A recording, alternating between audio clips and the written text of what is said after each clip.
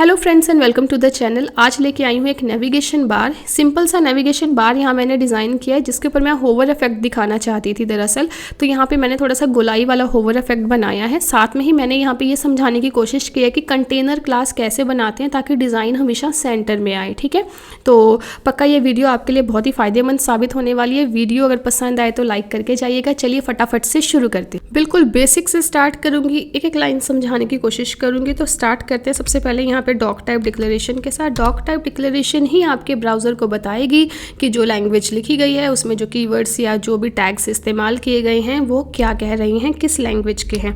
अब हम यहाँ पे अपनी HTML डिक्लेयर करेंगे जिसके अंदर दो पार्ट्स होते हैं, जैसा कि मैं कई बार पहले बता चुकी हूँ। एक होता है यहाँ पे हेड सेक्शन। हेड सेक्शन वो एरिया है जहाँ पे आप अपनी CSS file, JavaScript files, inline CSS इन सब को कॉल करते हैं। दूसरा है बॉडी सेक्शन। अभी भी अगर आपको जो बातें मैं बोल रही हूँ वो नहीं क्लियर हो रही हैं तो इस वाले प्रोग्राम के लास्ट तक बिल्कुल क्लियर हो जाएंगी। बॉडी वाला हिस्सा वो है जिस पे मैं कुछ भी लिखूंगी। फॉर एग्जांपल अभी के लिए मैं यहाँ लिख दूँ अगर हेलो और इसको सेव करके यहाँ पे चेक करूँ तो देखिए यहाँ पे हेलो लिखा हुआ आ चुका है। यहाँ पे देखिए ये हेलो लिखा हुआ आ गया है। तो हेड के अंदर मैं कुछ भी लिखूंगी तो वो यहाँ पे दिखाई नहीं देगा, पर बॉडी में मैं कुछ भी लिखना शुरू करूँगी तो ब्राउज़र उसको रीड करना शुरू कर देगा। ठीक है, तो अभी के लिए हेलो नहीं चाहिए हम इसे मिटा देते हैं। मुझे आज एक वेबसाइट डिज़ाइन करनी है, एक रफ सी वेबसाइट बनाऊंगी जिसके अंदर की एक पूरा प्रॉपर वेब पेज होगा, जिसके अंदर मेन्यू बार्स होंगे, नीचे एक स्लाइडर जिसकी जगह पे अभी मैं एक इमेज का इस्तेमाल करने वाली हूँ, और दो मैं वहाँ पे लेफ़्ट और राइट कॉलम्स बनाऊंगी। ठीक है, चलिए देखिए कैसे किस तरह से इस चीज़ को डिज़ाइन किया जाता है। सबसे पहले मैंने एक डिव ली है। डिव का मतलब होता है डिवीज़न टैग। डिवीज़न टैग क्या करता है, ब्लॉक्स प्रोवाइड करता है। ब्लॉक का मतलब जब भी हम कोई कंटेंट डिज़ाइन करते हैं तो हम उसे किसी एक चीज़ के अंदर डाल के बंद कर देते हैं, किसी एक ब्लॉक या डिब्बे में डाल देते हैं। ये वही डिब्बा है। अभी के लिए आप समझ लीजिए मैं एक घर बना रही हूँ, तो ये मैंने ना एक जगह बना ली कि इतने जगह के अंदर मैं अपना काम करूँगी। तो यहाँ पे मैंने डिव के अंदर एक क्लास दी है। अब ये क्लास का क्या मतलब है, क्लास का मतलब है मुझे ना इस डिव को सजाना है, मुझे इस डिव को कुछ विड्थ देनी है, कुछ बैकग्राउंड कलर देना है। तो यहाँ तो बहुत सारी डिव इस्तेमाल करने वाली हूँ, तो कौन सी डिव जिसको मैं ये प्रॉपर्टीज़ देने वाली हूँ इसके लिए मैं यहाँ पे क्लास ले लूँगी। फॉर एग्जांपल अभी के लिए मैंने यहाँ पे क्लास ले ली है कंटेनर नाम से। कंटेनर नाम भी बहुत अच्छा है, बताता है कंटेनर मतलब जो कंटेन कर रहा है पूरे के पूरे वेब पेज को। आप कोई भी नाम दे सकते हैं, बॉडी नाम दे सकते, बॉडी तो चलिए टैग हो गया, कंटेंट नाम दे सकते हैं, UI कंटेंट दे सकते हैं। यहाँ पे एक कंटेनर क्लास हमने डिक्लेयर कर दी है। अब कंटेनर क्लास के अंदर हम करना क्या चाहते हैं वो देखते हैं। मैं चाहती हूँ कि यहाँ पे चलिए पहले मैं ना एक छोटा सा कंटेंट लिखती हूँ, फिर मैं आपको बताती हूँ कि मैं कंटेनर में जब चेंजेस करूँगी तो वो कैसे रिफ्लेक्ट होंगे। तो यहाँ पे एक सिंपल मैसेज लिख देते हैं हेलो वर्ल्ड के नाम से, और यहाँ पे अब मैं देखिए इसका आउटपुट आपको दिखाती हूँ। रिफ्रेश किया, यहाँ पे देखिए H1 क्या होता है, हेडिंग टैग होता है। इसके पास फ़ॉन्ट वेट, बोल्ड और फ़ॉन्ट साइज़ बहुत ज़्यादा पहले से ही होता है, इसलिए आपको ये इतना गाढ़ा दिखाई यहाँ पे दे रहा है, इतना साफ साफ दिख रहा है। पर ये तो कोई वेबसाइट नहीं हुई, ये तो बिल्कुल लेफ़्ट साइड में दिखाई दे रहा है। मैं चाहती हूँ हेलो वर्ल्ड मुझे सेंटर में दिखाई दे। अब इसके लिए प्लीज़ आप लोग ये मत कहिएगा कि हाँ हम H1 को टेक्स्ट अलाइन सेंटर प्रॉपर्टी देंगे। जी नहीं, H1 को तो हम दे देंगे, कल को कोई और डिज़ाइन बनाना होगा तो उन सब को भी सेंटर में कैसे लेके आएंगे। इसके लिए मैं सारी प्रॉपर्टीज़ अपनी इस कंटेनर क्लास को दूंगी। कंटेनर क्लास को प्रॉपर्टीज़ कैसे दी जाती हैं वो प्लीज़ सीखिए। हेड के पास आइए, यहाँ पर थोड़ी सी स्पेस क्रिएट करके यहाँ लिखिए स्टाइल। अब जो भी काम करेंगे एंगुलर टैग्स के अंदर ही करेंगे। तो ये स्टाइल आपने लिखा, इसका मतलब मैं स्टाइल दूंगी। मेरे को किसको स्टाइल देना है, मुझे एक क्लास है जिसका नाम कंटेनर है उसको स्टाइल देना है, तो मुझे डॉट का इस्तेमाल करना पड़ेगा और यहाँ पे मैं ब्रेसेस लगा दूंगी। मुझे कंटेनर को क्या स्टाइल देना है, पहले तो मुझे ना इसको एक बैकग्राउंड कलर देना है। तो यहाँ पर मैं इसको एक बैकग्राउंड कलर देती हूँ, ब्राउन कलर इसको मैं दे रही हूँ फॉर द टाइम बिंग। सिर्फ आपको समझाने के लिए मैं ऐसे कलर्स का इस्तेमाल कर रही हूँ, हमें कहीं देने नहीं होते हैं। चलिए अब देखिए होगा क्या। तो यहाँ पे आप देख रहे हैं एक लंबा सा ब्राउन कलर बन गया। क्यों बना मैं आपको समझाती हूँ, ध्यान से देखिए। कंटेनर क्या थी, एक डिव की क्लास थी। डिव एक ब्लॉक एलिमेंट है। ब्लॉक एलिमेंट का मतलब होता है कि डिव का जो भी पेरेंट है उसके पास जितनी विड्थ होगी, जितनी भी उसकी चौड़ाई होगी, वो सारी चौड़ाई डिव को मिल जाएगी। और यहाँ ध्यान से देखिए इस डिव का पेरेंट कौन था, बॉडी। और बॉडी क्या होता है, ये सारा ब्राउज़र ही तो बॉडी होता है, इसीलिए ये सारे ब्राउज़र की चौड़ाई जो है वो इस डिव को मिल गई। अब इस डिव में H1 क्लास थी तो खाली सिर्फ H1 क्लास को वो बैकग्राउंड मिला है। जैसे जैसे मैं अपने कंटेंट को बढ़ाती जाऊँगी, मान लीजिए अब मैंने यहाँ पे 4-5 H1 कर दिए, वैसे वैसे इसकी हाइट अपने आप बढ़ती जाएगी। ठीक है, देखिए अब यहाँ पे इसका आउटपुट देखते हैं। इसकी हाइट हाइट देखिए कितनी बढ़ गई है। इसकी हाइट उतनी ही बढ़ेगी जितनी आपकी वेबसाइट की हाइट होगी। अभी के लिए मुझे ये सब नहीं चाहिए तो मैं इन्हें हटा रही हूँ। होप आपको इतनी बात क्लियर हो गई है।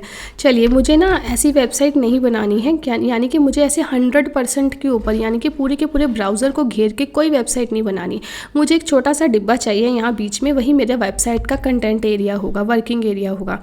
तो अब मैं क्या करूँगी, कंटेनर को विड्थ प्रोवाइड करूँगी। तो कंटेनर को विड्थ देने के लिए यहाँ पे मान लीजिए मैं इसको 900 पिक्सल दे रही हूँ। 1000 पिक्सल, 900 पिक्सल, ये हमें पता चल जाता है जब हमें ऊपर से काम आता है कि कितने पिक्सल्स के ऊपर, कितनी विड्थ के ऊपर वो साइट जो है वो बनना चाहती है। चलिए, मैंने 1000 पिक्सल कर दिया। अब आप देखिए फ़र्क देखिए, पहले ये ब्राउन लाइन यहाँ तक आ रही थी, अब ये इतनी हो गई है। यहाँ से लेके यहाँ तक इसकी चौड़ाई कितनी है, 1000 पिक्सल या 900 पिक्सल जो भी मैंने दी थी। मैंने यहाँ 900 पिक्सल दी थी, तो यहाँ से लेके यहाँ तक की चौड़ाई 900 पिक्सल है। पर डिज़ाइन अच्छा नहीं लग रहा है क्योंकि सारे का सारा कंटेंट लेफ़्ट साइड में आ रहा है। मैं चाहती हूँ ये बीच में आए। इसके लिए एक प्रॉपर्टी होती है, इसका नाम होता है मार्जिन ज़ीरो ऑटो। अब मार्जिन ज़ीरो ऑटो करता क्या है, प्लीज़ इसको समझिए। मार्जिन ज़ीरो ऑटो के एक्चुअल में 4 पैरामीटर्स होते हैं। 4 पैरामीटर्स होते हैं, टॉप, बॉटम, लेफ़्ट, राइट। मैंने 2 ही पैरामीटर पास किए हैं। एक मैंने पास किया है ज़ीरो, एक मैंने पास किया है ऑटो। ज़ीरो का मतलब होता है टॉप और बॉटम से स्पेस, और जो दूसरे वाला पैरामीटर है उसका मतलब होता है लेफ़्ट और राइट से स्पेस। पहले वाले पैरामीटर का मतलब टॉप और बॉटम से 0 पिक्सल, यानी कि ऊपर से भी स्पेस नहीं चाहिए, नीचे से भी नहीं चाहिए। और दूसरा पैरामीटर लेफ़्ट और राइट का है जो कह रहा है ऑटो। ऑटो का मतलब क्या है कि लेफ़्ट और राइट दोनों में सेम स्पेस आ जाए। जैसे अभी आप देख रहे हैं राइट साइड में बहुत ज़्यादा स्पेस है और लेफ़्ट में कोई स्पेस नहीं है। चलिए रन करके देखते हैं कि इससे क्या होने वाला है। अब आप देख सकते हैं आपकी पूरी वेबसाइट सेंटर में आ चुकी है। ठीक है, अब मैं इसके कंटेंट को एक बार फिर से बढ़ा रही हूँ।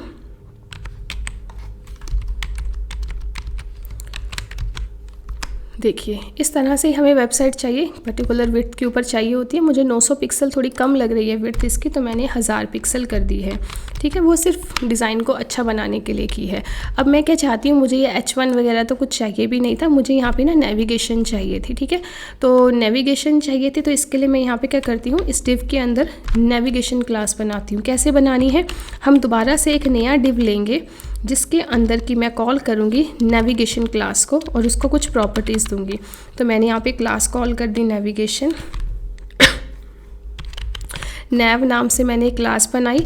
अभी नेविगेशन के अंदर मैंने यूएल लिया है। यूएल एलआई लिस्टिंग के लिए इस्तेमाल की जाती हैं। क्यों इस्तेमाल की जाती हैं, क्योंकि इसमें लिस्टिंग करना बहुत आसान है। लिस्ट का मतलब क्या होता है, एक के बाद एक किसी आइटम को शो करना। ठीक है, तो यहाँ पे आइटम्स को इस तरह से शो करना ईजी हो जाता है। तो मैंने यहाँ पे एलआई ले ली है।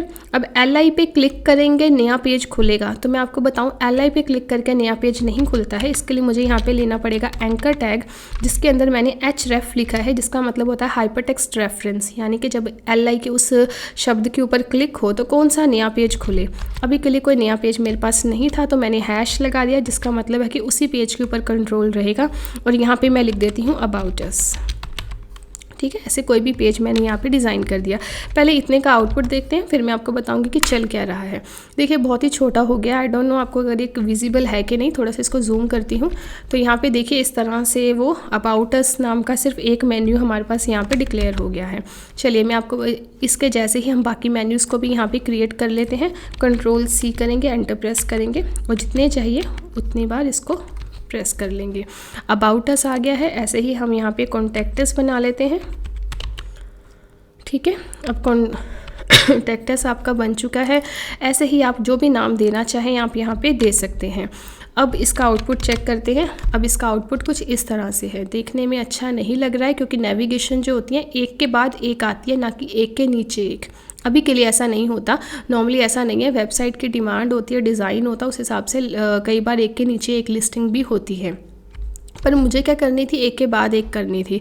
तो अब मैं कुछ प्रॉपर्टीज़ दूंगी। किसको दूंगी, मैंने एक नैव नाम की क्लास बनाई है, इसलिए मैंने लिखा डॉट नैव।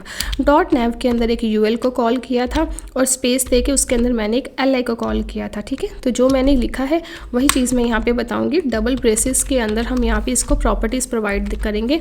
सबसे पहले हम इसका लिस्ट स्टाइल नन करेंगे। लिस्ट स्टाइल नन करने से क्या होगा, जो बुलेट्स आ रही हैं ना यहाँ पे, ये बुलेट यहाँ से हट जाएंगे। ठीक है, तो अब देखिए कैसे हट गई यहाँ से बुलेट। अब मुझे यहाँ पे क्या करना है, इन सबको एक के बाद एक लगाना है। तो मैं यहाँ पे दे दूँगी इसको फ्लोट प्रॉपर्टी।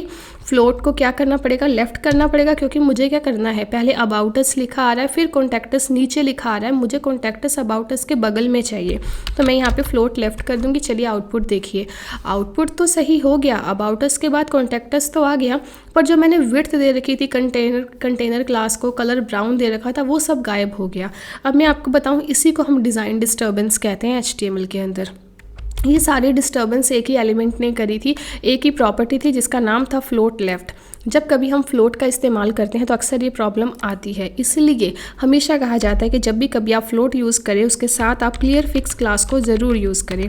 तो मैंने अब यहाँ पे लगाई है clear fix class. Clear fix के अंदर सिर्फ आप एक लाइन अभी के लिए लिखिए, दैट इज़ ओवरफ्लो, और यहाँ लिख दीजिए ऑटो। ठीक है, क्लियर फिक्स क्लास का क्या मतलब है, प्लीज़ इस बात को समझिएगा।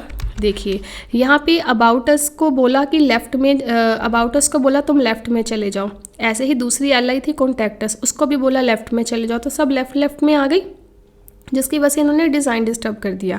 हमें अब क्या करना है, हमें इन्हें बोलना है कि जो भी काम तुम्हारे साथ मैंने किया, जो भी प्रॉपर्टीज़ मैंने तुम्हें लगाई, प्लीज़ वो दूसरों के ऊपर अप्लाई मत करो, इसकी वजह से दूसरों का डिज़ाइन डिस्टर्ब मत करो। इसलिए मैं इसके ओवरफ्लो को ऑटो कर दूँगी, यानी कि जो क्लियर फिक्स क्लास जिसमें मैंने ओवरफ्लो ऑटो लिखा है उसको मैं यहाँ पर कॉल कर लूँगी UL के साथ। मैं चाहूँ तो इसको डिव क्लास के साथ भी कॉल कर सकती हूँ, तो यहाँ पर हम इसे कॉल कर लेंगे क्लियर फिक्स क्लास को। ठीक है, चलिए अब आउटपुट देखिए, आपके पास आपकी वो लाइन वापस आ चुकी है, और देखिए जो डिज़ाइन आपने लिखा है ना उस हिसाब से बिल्कुल सही डिज़ाइन बन के आपके सामने आया है। इसको इम्प्रूव करते हैं। इम्प्रूव कैसे करना है कि बहुत ही ज़्यादा टाइट आ रहा है, यानी कि हमें ऊपर और नीचे से थोड़ा सा स्पेस चाहिए। तो स्पेस कैसे देंगे वो देखिए प्लीज़। हमें कहाँ से स्पेस चाहिए, दो तरीके हैं स्पेस देने के। एक तो जो ये ब्राउन कलर यहाँ पे बना हुआ आ रहा है, या तो मैं ब्राउन कलर को अंदर से पैडिंग दे दूँ। पैडिंग का मतलब ये होता है कि ब्राउन कलर के अंदर जो भी कंटेंट है वो इतनी स्पेस के साथ आना शुरू हो जाएगा। और दूसरा तरीका क्या है कि मैं जो ये एलाइज बनी है इसको ऊपर से मार्जिन दे दूँ। ठीक है, तो दोनों तरीके यहाँ पे बिल्कुल वाजिब हैं। अभी के लिए मैं यहाँ पे मार्जिन का काम कर रही हूँ, तो मैं यहाँ पे मार्जिन दूँगी इसको। तो मैं मार्जिन के चारों पैरामीटर्स का इस्तेमाल करने वाली हूँ।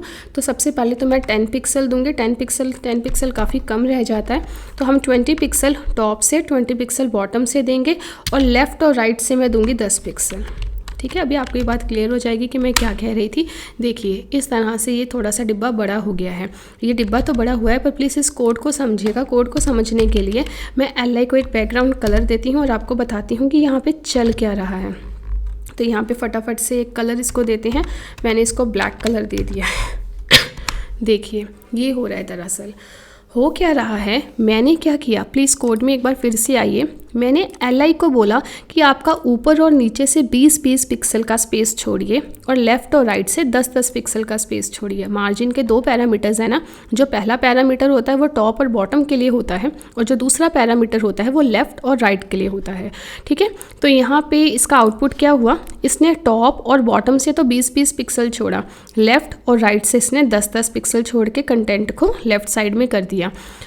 अभी हम एक बात नोटिस कर रहे हैं कि ये जो ब्लैक कलर आ रहा है, ब्लैक कलर मैंने LI को ही दिया था। अगर आप ध्यान से देखें तो LI को ही मैंने बैकग्राउंड कलर ब्लैक दिया था, और इसी वजह से वो पीछे ब्लैक कलर आ रहा है। मैं चाहती हूँ कि ये ब्लैक कलर थोड़ा सा बड़ा हो जाए। ठीक है, मुझे कलर देना ही है तो वो कलर थोड़ा सा बड़ा हो जाए। इसके लिए एक प्रॉपर्टी होती है जिसको मैं बोलती हूँ पैडिंग। पैडिंग और मार्जिन में बहुत अच्छा सा डिफरेंस है। मैं अभी आपको समझा देती हूँ दोनों में एक्चुअल में डिफरेंस क्या है। पहले मैंने इसको पैडिंग दे दिया है 10 पिक्सल और कर दिया है रिफ्रेश। अब प्लीज़ बात को समझिएगा। पैडिंग मैंने अभी पैडिंग में सिर्फ एक ही पैरामीटर दिया 10 पिक्सल। अगर तो कभी भी देखिए मार्जिन और पैडिंग दोनों के अंदर ना 4 पैरामीटर्स पास होते हैं। चलिए करके दिखाती हूँ। 10 पिक्सल 10 पिक्सल 10 पिक्सल 10 पिक्सल। ठीक है, इसका मतलब क्या होता है प्लीज़ समझिए। इसका मतलब होता है top, bottom, left and right. ठीक है, तो टॉप और बॉटम से 10 पिक्सल, लेफ़्ट और राइट से भी 10-10 पिक्सल। ठीक है, क्योंकि मैंने सबको ही 10-10 दे रखे थे तो मुझे इन्हें 4 बार डिक्लेयर करने की ज़रूरत नहीं थी, और मैंने क्या किया था 3 बार को हटा दिया था और एक ही बार लिख दिया था 10 पिक्सल, यानी कि चारों तरफ से 10-10 पिक्सल इसको मिल गए। पर अगर यही चीज़ मैं 2 बार कर दूँ, यानी कि मैं एक ही बार और 10 पिक्सल यहाँ पर लिखूँ, इसका मतलब क्या होगा, पहले वाले 10 पिक्सल का मतलब हो जाएगा टॉप और बॉटम से 10 पिक्सल, और दूसरे वाले 10 पिक्सल का मतलब हो जाएगा लेफ़्ट और राइट से 10 पिक्सल। होप कि आपको ये बात अभी क्लियर हो रही है। ठीक है, तो चलिए थोड़ा सा चेंज करके भी दिखाती हूँ। पहले मैं 10 पिक्सल का चेंज करके दिखाती हूँ। देखिए अब ब्लैक कलर बड़ा हो गया ना। क्यों बड़ा हो गया? क्योंकि मैंने LI को बोला कि LI भाई ऊपर चले जाओ 10 पिक्सल, नीचे चले जाओ 10 पिक्सल। तो वो अपने काले रंग को, ब्लैक कलर को लेके ऊपर चले गए 10 पिक्सल, नीचे चले गए, लेफ्ट चले गए और राइट चले गए। ठीक है ये बात। अभी थोड़ा सा चेंज करके देखते हैं। मैं चाहती हूँ लेफ्ट और राइट से 25 पिक्सल हो जाए। मैं इतना बड़ा डिफरेंस इसलिए ला रही हूँ ताकि आपको चेंज दिखाई दे ब्राउज़र के ऊपर। अभी रिफ्रेश नहीं किया, ध्यान से देखिएगा। अभी हमने पहले देखिए कोड क्या लिखा है। अभी 10 पिक्सल लिखा है। इस 10 से क्या होगा? टॉप और बॉटम से 10 ही रहेगा, लेफ्ट और राइट से 25, यानी कि बढ़ जाना चाहिए। अभी देखते हैं हुआ कि नहीं। अब ध्यान से देखिए, लेफ्ट और राइट इनकी विड्थ बढ़ चुकी है सब डिब्बों की। आई थिंक आपको अभी ये पैडिंग और मार्जिन का कंसेप्ट क्लियर है। और अभी भी क्लियर नहीं है तो फिर से एक बात बताती हूँ। जो ये LI का एक डिब्बा है और ये LI दूसरे वाली है, इन दोनों के बीच में जो आप ये स्पेस देख रही हैं ये मार्जिन होता है। और जो ये LI, किसी भी एक LI को ले लीजिए, उसके अंदर उसके कंटेंट से जो डिफरेंस आ रहा है, जो ये अंदर वाला स्पेस बन रहा है, इसको पैडिंग बोलते हैं। यानी कि मार्जिन होती है बाहर की तरफ से स्पेस प्रोवाइड करना और पैडिंग होती है अंदर की तरफ से स्पेस प्रोवाइड करना। ठीक है, तो ये हमारे पास डिज़ाइन इस तरह से बन गया। देखने में अच्छा नहीं लग रहा, मैंने आपको पहले ही कहा है। फॉर द टाइम बिंग मेरी एक यही मेन बात है कि मैं आपको कोड क्लियर करूं।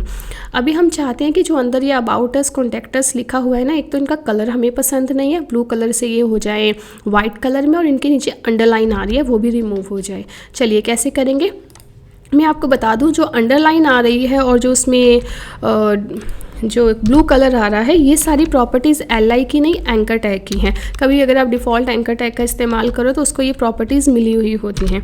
तो सबसे पहले तो हमें यहाँ पे करना पड़ेगा टेक्स्ट डेकोरेशन नन। इसकी वजह से जो अंडरलाइन नीचे आ रही थी ना, वो अंडरलाइन यहाँ से रिमूव हो जाएगी। सेकेंडली हम इसको एक बढ़िया सा कलर दे देते हैं। तो यहाँ पर मैं कलर दे रही हूँ इसको, जैसा कि मैंने पहले ही सोचा था, मैं इसको वाइट कलर दूँगी। रिफ्रेश कर दिया, अच्छा लग रहा है। पर फॉन्ट फैमिली और फॉन्ट साइज़ को चेंज करना ज़रूरी है। What is font family?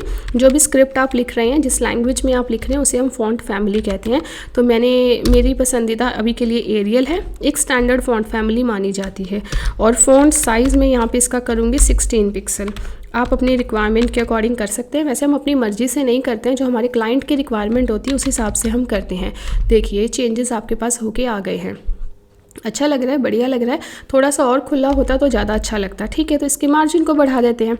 तो LI का क्या है, टॉप और बॉटम से 20 पिक्सल था, लेफ्ट राइट से 10 पिक्सल था, इसको आप 30 कर दीजिए। ठीक है, तो हम यहाँ पे कर दिया। देखिए आपके पास डिज़ाइन रेडी हो गया है।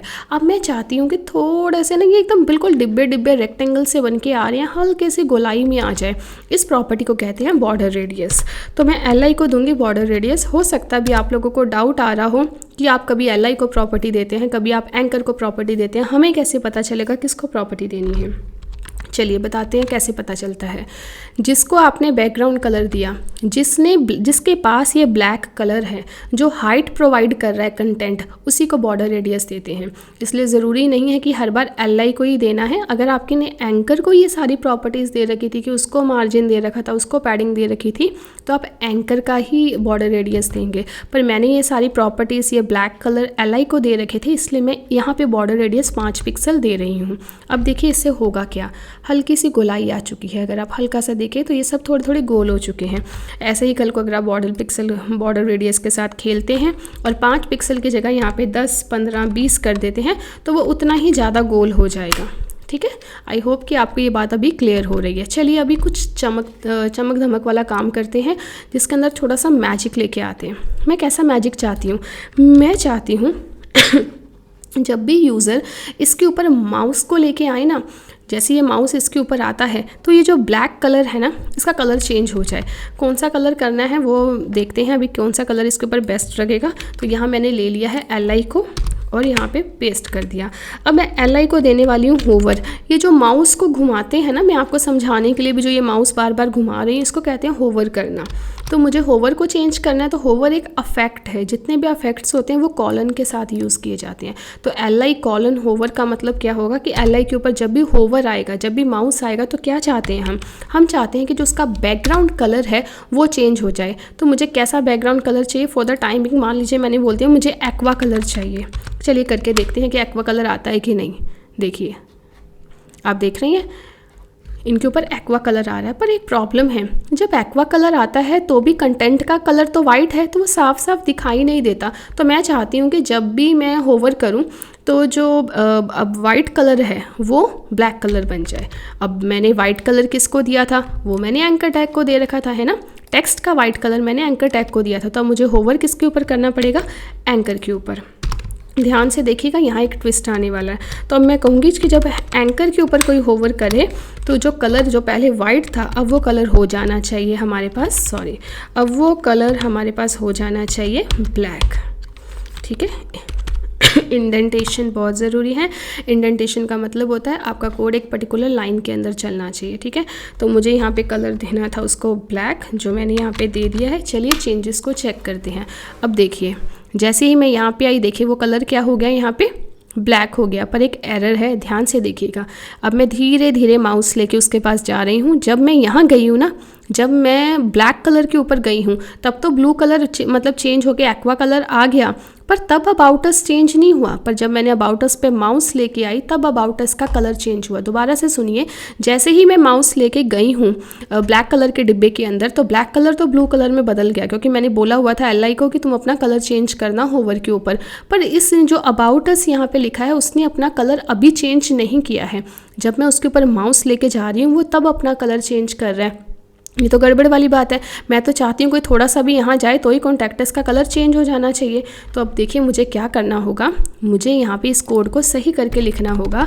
मैं इन्हें बोलूँगी कि दरअसल मुझे जब LI के ऊपर ही आप होवर करते हो ना तब एंकर का कलर चेंज करो। अब इस बात को समझिएगा, ये कोड थोड़ा सा नीचे कर देती हूँ। अब इस बात को थोड़ा सा क्लियर करिए। इस लाइन का मतलब क्या है, नैव के अंदर UL है, UL के अंदर LI है। LI को होवर करो, जैसे ही LI के ऊपर माउस कहीं से भी जाता है तो उसके एंकर का कलर चेंज करिए, ठीक है। तो अब देखते हैं क्या होता है। अब देखिए जैसे ही मैं यहाँ जा रही हूँ, देखिए कलर चेंज हो रहा है। वाइट कलर जो वाइट कलर का कंटेंट था अब वो अपने आप ऑटोमेटिकली ब्लैक कलर का बनता जा रहा है। पर एक चीज़ अच्छी नहीं लग रही, उसका फ़ॉन्ट साइज़ बड़ा कमज़ोर सा लग रहा है। तो उसका फ़ॉन्ट साइज़ मैं फिर से यहाँ पे डिक्लेयर कर देती हूँ 16 पिक्सल, और उसकी फ़ॉन्ट फैमिली जो है वो मैं यहाँ पे एरियल दे देती हूँ, तो यहाँ पे हम इसकी फ़ॉन्ट फैमिली को कर देंगे एरियल। अब इसके चेंजेस को हम यहाँ पे चेक करते हैं, तो अब देखते हैं कि क्या आ रहा है। तो अभी भी मेरे को इतना अच्छा नहीं लग रहा है, क्योंकि हो सकता है कि वो ब्लैक कलर जो है वो एक्वा के ऊपर नहीं प्रॉपर जम रहा। तो हम क्या करेंगे, इसका फ़ॉन्ट वेट कर देते हैं। फ़ॉन्ट वेट का मतलब क्या होता है, थोड़ा सा मोटा कर देते हैं, उसको बोल्ड कर देते हैं, ठीक है ना। तो यहाँ पे हम देंगे property font weight that is bold. Bold का मतलब वो थोड़ा सा बड़ा हो जाएगा। चलिए करके देखते हैं क्या होता है। ये देखिए, पर एक बात नोटिस करिए आपने, आपका तो डिज़ाइन हिलने लग गया। दरअसल डिज़ाइन इसलिए हिल रहा है कि पहले इस कंटेंट का फ़ॉन्ट साइज़ था 16 पिक्सल, हाँ, और फ़ॉन्ट वेट नॉर्मल था, यानी कि कोई बोल्ड कुछ नहीं कर रखा था। पर जैसे जो आपका फ़ॉन्ट साइज़ होता है ना, वो भी कुछ ना कुछ विड्थ घेर के रखता है। अब आपने क्या किया कि जब भी होवर हो तो इसका फ़ॉन्ट वेट बड़ा हो जाए, बोल्ड हो जाए। इसकी वजह से उसने और पिक्सल्स लेने शुरू कर दिए और सारे के सारे डिज़ाइन को हिला दिया। ये अच्छा डिज़ाइन नहीं माना जाता है। मैं आपको बता दूं, जब तक क्लाइंट की रिक्वायरमेंट ना हो हम ऐसा कुछ नहीं करते। इसलिए यहाँ से मैं फ़ॉन्ट वेट बोल्ड को हटाऊँगी और अपने कलर कॉम्बिनेशंस को चेंज करूँगी, ठीक है। तो आई थिंक आपको ये नेविगेशन का प्रोसेस समझ में आ गया है कि नेविगेशन के ऊपर होवर इफेक्ट किस तरह से आया है, ठीक है। चलिए अब इसके अंदर हम और क्या कर सकते हैं। अच्छा ठीक है, मैं अब ऐसे करती हूँ कि जो ये सर्कल से बने हैं ना, मुझे ये सर्कल्स पसंद नहीं है, मैं इन सर्कल्स को हटा देती हूँ, ठीक है। सर्कल्स को हटाने का मतलब जो मैंने बॉर्डर रेडियस दे रखा था, मुझे वो बॉर्डर रेडियस नहीं चाहिए। मैं चाहती हूँ कि जब कोई होवर करे ना तब बॉर्डर रेडियस आए, यानी कि जब LI के ऊपर होवर किया था ना, जहाँ बैकग्राउंड कलर ब्लू हो गया था, उसका जो एक्चुअल ब्लैक कलर से ब्लू कलर हो गया था, तो अब मैं चाहती हूँ यहाँ पे जो है उसका बॉर्डर रेडियस का मतलब होता है गोलाई, तो उसकी जो गोलाई है वो यहाँ पे चेंज हो। तो यहाँ पे मैं दे देती हूँ उसको 10 पिक्सल, ठीक है। देखते हैं इसका क्या अफेक्ट होगा। तो नॉर्मल डिज़ाइन बन गया, पर जैसे ही मैं उसके ऊपर होवर कर रही हूँ तो वो डिब्बा जो है एक चारों तरफ से गोलाई लेके आ रहा है अपने अंदर। होप कि आपको ये बात क्लियर हो रही है कि मैं क्या समझाना चाहती हूँ। नेविगेशन आई थिंक अभी के लिए यहीं पर छोड़ते हैं। नेक्स्ट वीडियो बनाती हूँ जिसके अंदर मैं आपको बताती हूँ कि किस तरह से नेविगेशन की सब लिस्टिंग की जाती है, कि जैसे मैं अबाउट अस पे क्लिक करूँ तो यहाँ पे 4-5 ऑप्शन खुल जाएँ और उनमें से किसी एक पे क्लिक करूँ और दूसरी जगह पे पहुँच जाऊँ। वीडियो इन्फॉर्मेटिव लगा हो, अगर समझ में सब अच्छा आ रहा है तो thank you very much. Please like कर दीजिएगा और अपने कमेंट शेयर करिएगा। कुछ लग रहा है कि क्लियर ही नहीं हो रहा है तो प्लीज़ वो भी कमेंट करिएगा। नेक्स्ट वीडियो में और इम्प्रूवमेंट करने की कोशिश करूँगी। Thank you very much.